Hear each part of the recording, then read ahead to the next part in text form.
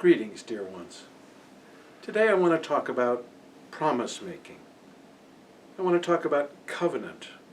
We say we are a covenantal faith, as distinct from a creedal faith. We don't ask you to memorize a set of rules or a set of understandings. We don't ask you to memorize a poem, which binds us together over centuries. Instead, we invite you into a process of promise making, a covenant. The word goes back to very, very ancient times and implies a blood relationship. Covenant, co-vein, open the vein, so that the promises become existential between us. The great 20th century theologian James Luther Adams spoke of covenant in a very particular way. He spoke of covenant in the context of quoting Martin Buber, who said that we are promise-making, promise-keeping, promise-breaking, promise-renewing animals, we human beings. To be a covenantal faith is to be a faith that is centered in a practice of promise-making. We make promises to ourselves about how we will find and keep our balance. We make promises to each other about the quality of attention we hope to bring to the people and tasks we care about most. Promises of intimacy, promises of shared creativity, promises of prophetic vision. And we make promises to the world that grow out of the compassion that rises when our hearts break open through daily practice and deep covenantal intimacy with one another.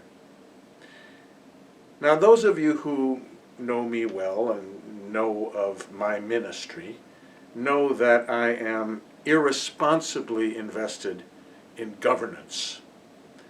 Some people think that's because good governance is efficient. You can get more done with good governance.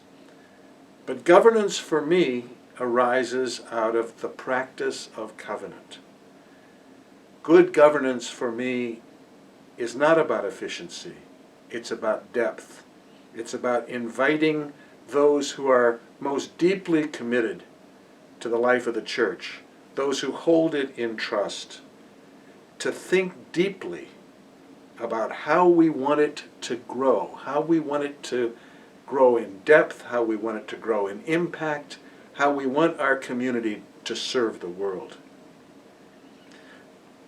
Governance for us is ultimately a framework for covenant. It's a framework for making promises to ourselves, to each other, and to the world. In these times, these difficult and often frightening times, the process of covenant, the promises we make to one another, seem more important than ever to me. And so we're doing our best to avoid the sense that we can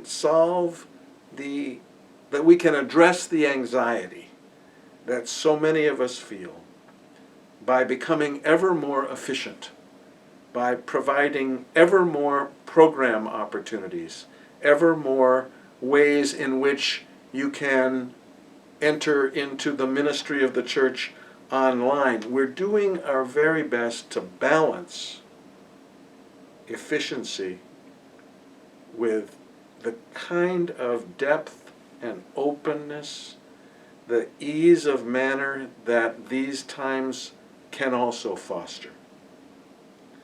So finding that right balance, making the right promises to one another, seems like the central task of these days.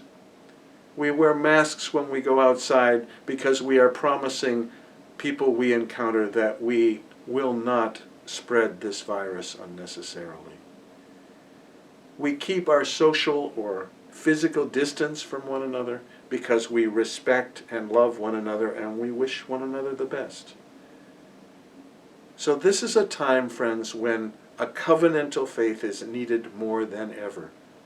When the promises we make to one another, to ourselves, to one another, and to the world really matter deeply. Hold on, friends. Stay tuned.